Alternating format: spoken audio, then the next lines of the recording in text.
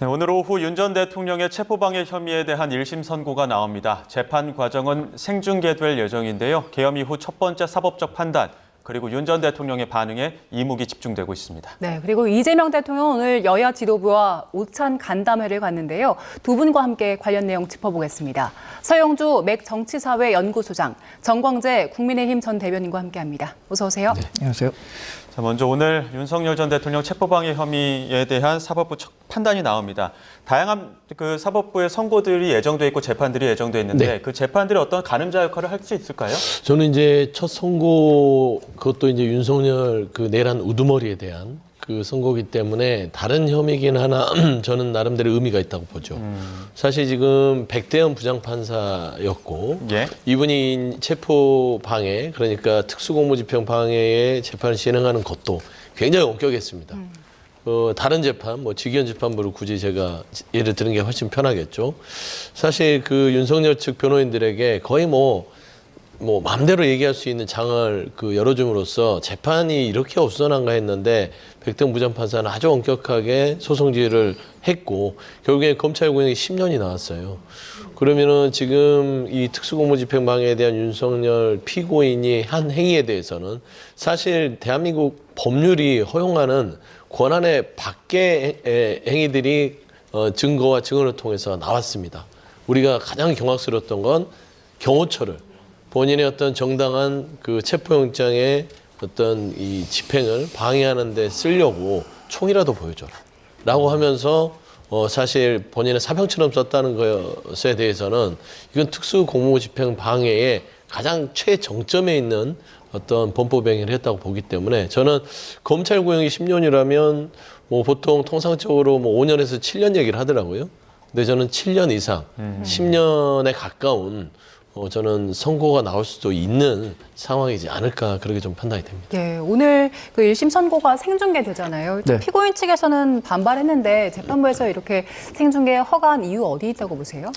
일단 전직 대통령이 재판을 받는 과정에서 생중계 전례가 있죠. 그리고 국민 알 권리나 이 사안의 중요성 이런 것들을 종합적으로 고려해서 재판부 재량의 판단이니까 생중계한 것에 대해서 백대현 부장판사가 그런 모든 정황들을 고려해서 결정한 것으로 알고 있습니다.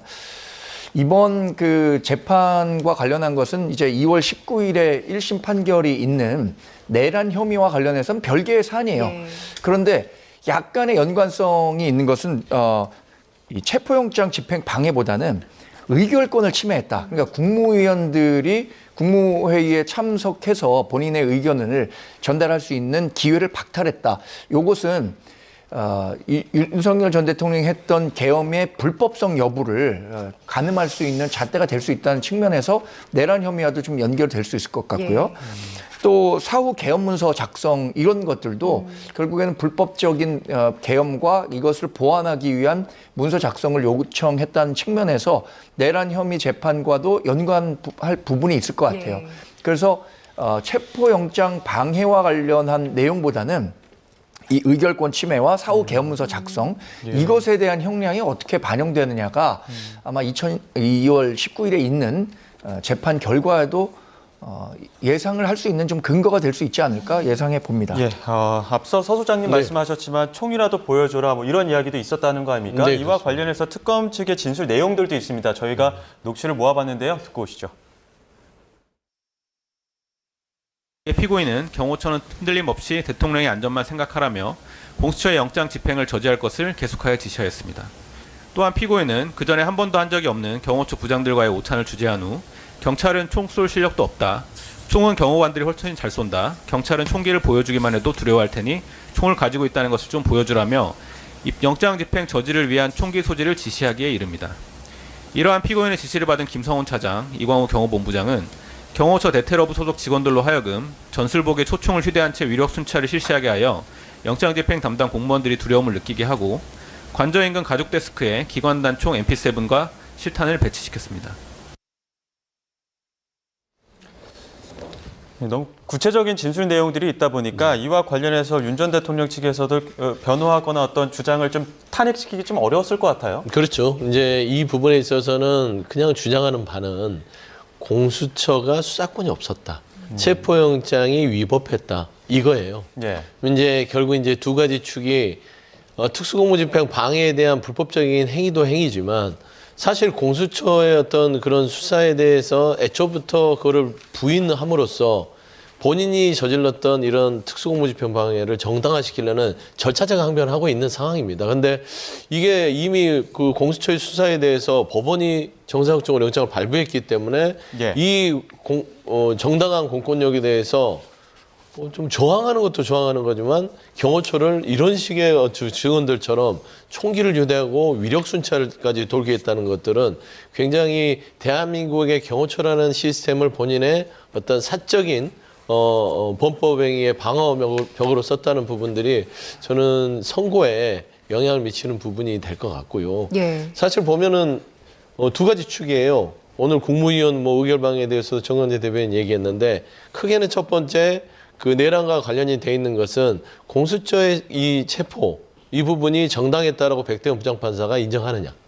그러면 수사권 인정이 돼버리기 때문에 지금 내란 재판에서 지금 그 윤석열 측 변호인들이 얘기하는 게 공수처 수사권이 없었다. 이거 공소 취소해야 된다. 이런 절차적인 흥결을 얘기하기 때문에 이 부분이 해소될 수 있는 것이죠. 예. 그래서 저는 오늘 그 백대현 부장판사의 선고 자체가 이 불법적인 특수공무집행 방해에 대해서 명확하게 판결문에 적시를 한다면 2월 19일 날 있을 이 내란 재판에 있어서는 더 이상 이제 윤석열 측에서는 본인들의 무죄를 주장할 만한 근거들이 세소가 된다라고 좀 볼 수 있을 것 같습니다. 네.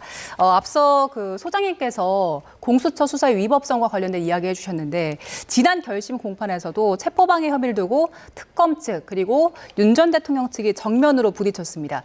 윤 전 대통령은 오히려 체포영장 집행이 위법이다 이런 논리를 밀어붙였는데 관련 목소리 함께 듣고 오시죠.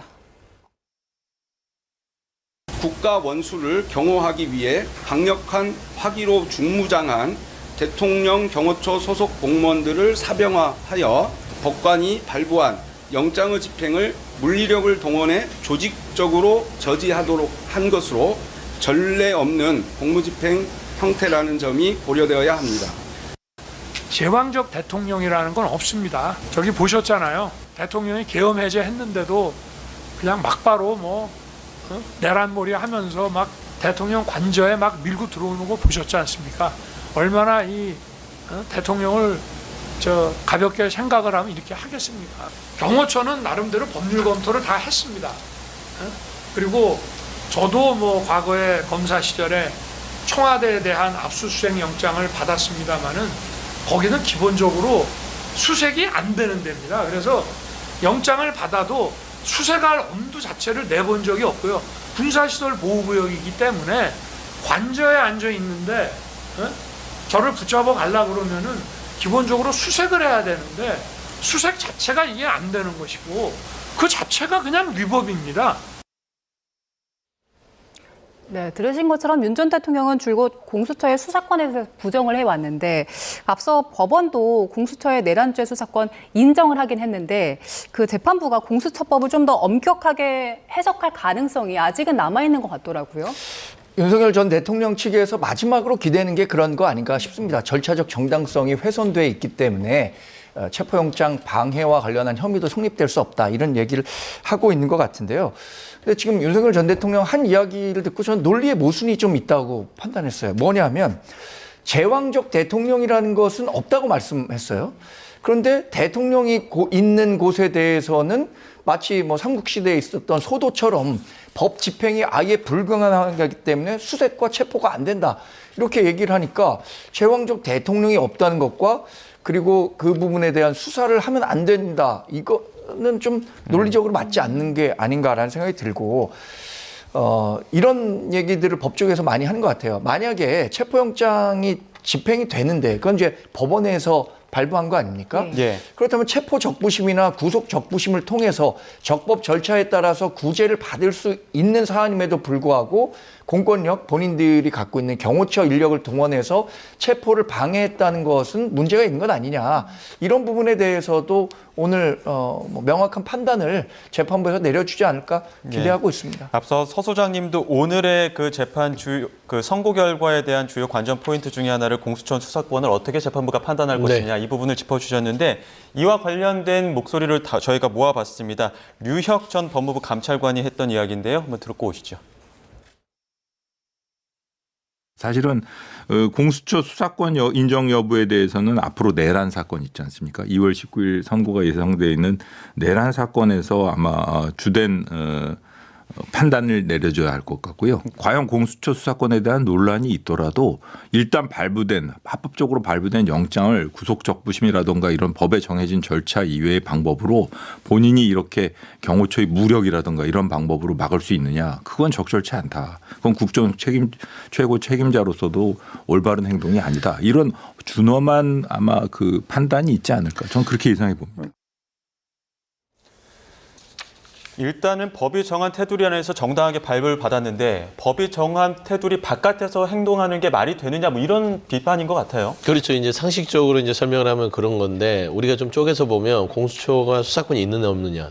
이 수사권이 없는 공수처가 법원에 영장을 청구했는데 법원이 발부해준 이 발부에 대한 영장이 이게 적법하냐 안 하냐. 이게 좀 쪼개서 보는 문제인데 사실 법원이 아무리 공수처의 수사권이 있냐 없냐 논박이 있다 하더라도 당시에 영장을 법원이 해줬다는 것은 공수처 수사권을 인정해 준 거라고 보고 그게 최소한 윤석열 측에서는 이걸 위법하라고 할 수 없습니다. 대한민국 시스템은 법원에서 발부된 영장은 공권력에 대해서 인정이 된 효력이 있기 때문에 그 집행에 나서는 게 본인의 본분 아니겠어요? 그러니까 아까 말하는 거 참 오랜만에 보긴 했는데 뭐 제한적 대통령이 없고 뭐 대통령을 어떻게 보고 본인이 대통령답지 않은 행동을 한 거 아닙니까? 47일을 저 관저에서 버텼던 거 우리 기억하잖아요. 말이 됩니까? 본인이 정말로 제한적 대통령이 없고 대통령이라는 직분에 충실하다면 그 대통령의 무게감을 안다면 스스로 걸어 나와서 조사에 임했으면 이런 상황까지 맞겠어요?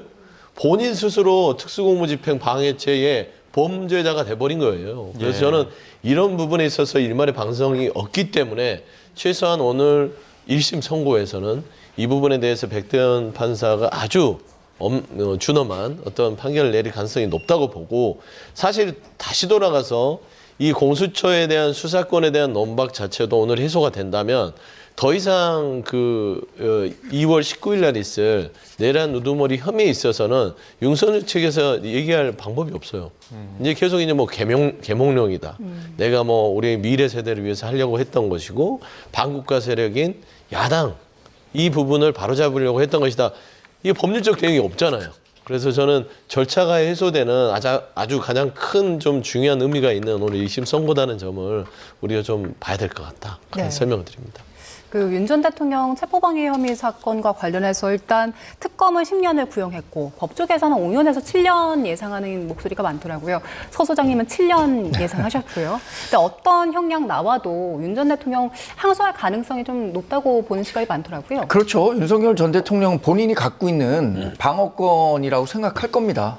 우리나라가 3심제를 채택하고 있기 때문에 더군다나 윤 전 대통령은 이제 2월 19일로 예정된 내란 혐의와 관련해서 유죄를 받는다고 하더라도 다 항소해서 본인의 무죄를 따질 거예요. 그러니까 지금 거의 올 오어 나싱의 게임이죠. 형량은 중요하지 않다. 이것이 그러니까 내란 혐의가 적용되느냐 그렇지 않느냐를 따지는 문제라고 보기 때문에 무조건 항소가 예정돼 있다고 보고 저는 1심 판결에서 상당한 중형이 선고될 가능성이 크다고 봐요. 뭐 감경을 백대현 부장판사가 그동안 재판을 진행했던 아주 엄격한 잣대를 적용했거든요. 그렇다면 뭐 10년형 그대로 나올 가능성도 있겠다. 2월 19일에 있는 내란 혐의 재판은 조금 다를 거라고 생각합니다. 사형 구형을 예상한 분보다는 무기징역을 예상한 분들이 훨씬 많았거든요. 그리고 그 법정형 가운데 사형, 무기징역, 무기금고를 이렇게 나눴다는 것은 내란과 관련해서도 그것이 중한 범죄임에도 불구하고 경중은 좀 따져보라는 그 법 취지가 있기 때문에 2월 19일에 있는 판결은 사형보다는 좀 형량은 낮아지는 뭐 무기징역 정도가 되지 않을까 개인적으로는 예상해 봅니다. 네, 저희는 주제를 바꿔서 이재명 대통령이 오늘 여야 지도부 청와대로 초청해서 오찬을 함께하는데 이 이야기 해보겠습니다. 자, 오찬 초청을 했습니다만 장동혁 대표는 단식 중이고 네. 천하람 원내대표는 지금 아직도 필리버스터 중입니다. 야당, 핵심 야당 두 개가 빠지다 보니까 이게 여야 초청 간담회라고 부를 수 있는지 이 부분에 대해서도 이제 실효성 논란이 있는 것 같아요. 그러니까 이 공을 야당은 대통령에게 던지려고 하겠죠. 뭐 대통령이 우리가 지금 단식하고 있고 필리버스터 하는데 오찬하자고? 이렇게 공격할 가능성이 크지 않습니까? 근데 사실 장동혁 국민의힘 대표가 단식을 갑자기 한 게 과연 정말로 특검 때문인지에 대해서 우리가 생각해 봐야 될 것 같아요. 당내에 있는 한동훈 전 대표에 대한 뭐 징계에 대한 그 후폭풍, 본인에게 쏟아지는 여러 가지에 대한 윤석열 피고인에 대한 사형 구형, 이런 것들에 대해서 본인이 갖고 있는 부담들이 크잖아요. 예. 지금 장동혁 대표가 내란 후보번의 윤석열 사형 구형에 대해서 무슨 입장을 밝혔습니까? 절연한다고 했습니까? 아니면은 뭐 그대로 가겠다고 했습니까? 말 안 하잖아요. 그 말을 한동훈 전 대표의 징계로 대신했잖아요.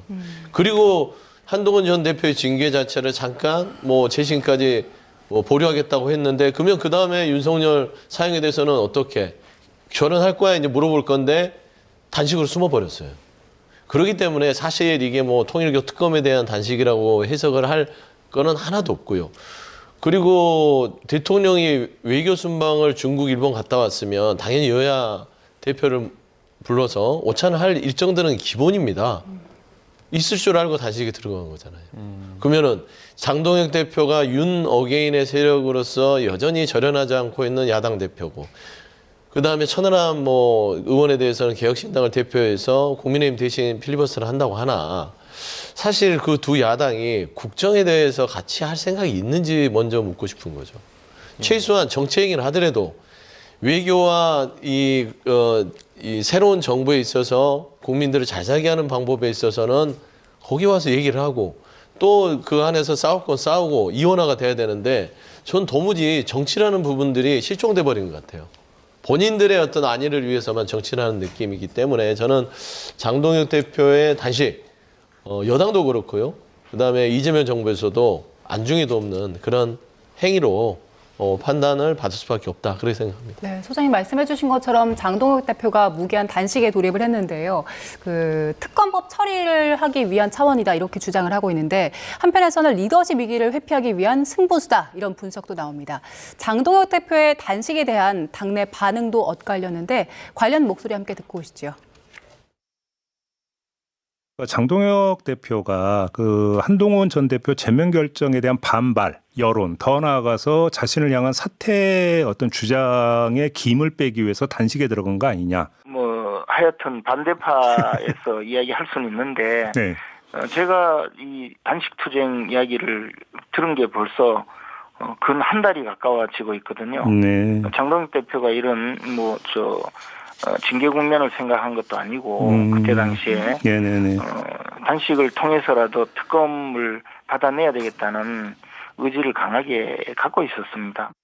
당내 반응은 일단은 뭐 대표님에 대해서 뭐 반신반의하는 분들이 또 있습니다. 뭐 한동훈 대표 제명 건에 있어서 장동혁 대표를 비판하는 이런 여론이 꽤 많으니까 그걸 좀 불식시키려고 이런 돌파구를 찾는 거 아닌가라고 이야기하시는 분들도 일부 있는 건 사실인데요.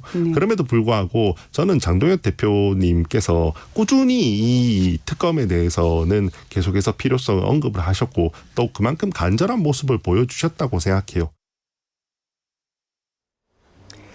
네, 장동혁 대표가 던진 이 단식이란 승부수가 얼마나 효과가 있을 거로 보세요?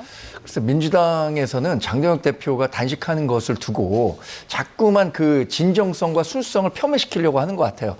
그러니까 진짜 특검을 요구하기 위한 단식이 아니라 당내에 발생하고 있는 한동훈 전 대표와의 갈등 관계나 리더십 문제, 이것을 타개하기 위한 탈출구로 단식을 활용하고 있는 거 아니냐라고 공격을 하고 있는데 사실 저는 장동혁 대표나 이준석 개혁신당 대표나 과거부터 특검을 위해서 뭐 단식이나 삭발이나 할 수 있는 것 아니냐라는 정치권의 요구가 있었고 본인들도 그런 얘기를 했었기 때문에 단순히 당내 문제를 가지고 단식을 했다라고 생각하지는 않습니다. 물론 100% 이게 특검을 관철시키기 위한 거냐라고 보기도 어려운 상황이죠. 전체적인 당내 상황은. 그러나 주된 요인은 그래도 특검을 관철시키기 위한 정치적 결단이라고 보고 오늘 진행되는 그 대통령실 청와대 오찬은 사실 민주당 이중대만 모여서 하는 점심 아닌가요? 정말 협치를 한다면 제1야당 당대표 또 개혁신당도 포함해서 했었어야 하는 것이고 또 하나는 지금 청와대는 협치를 얘기하고 있지만 지금 필리버스터 왜 진행되고 있습니까? 민주당이 일방적으로 제2차 종합특검을 만들기 위한 것을 통기과시킨 거 맞겠다라고 하는 건데 이렇게 민주당에서는 협치는 뭐 고사하고 일방적으로 몰아붙이고 있는 거잖아요. 그런데 청와대에서는 협치하겠다고 점심 식사 초대한다? 이게 언행이 약간 불일치하는 모습을 보이고 있는 것 같아서 아쉽습니다. 제가 그럴 줄 알았어요. 그러니까 봐봐요. 벌써 그러잖아요. 대통령이 외교 순방에 대한 성과 설명해드리겠다고 친절하게 점심 하시죠 하는데 뭐가 그렇게 가는 게 힘들어요? 특히 청와대로 왔는데 그러면 본인 당의 당대표가 본인의 어떤 정치적인 부분들을 해소하기 위해서 단식을 하면 송원석 원내대표라도 참석하면 되는 거 아닙니까? 그다음에 이준석 대표가 지금 필리버스터 안 하잖아요. 오면 되잖아요. 그러면서 뭐 민주당의 이중대끼리 모여서 점심 먹고 있다. 이게 도대체 국정을 할 생각이 있는 사람들인지 답답한 거예요. 그래서 싸울 땐 싸우더라도 할 일은 좀 해라.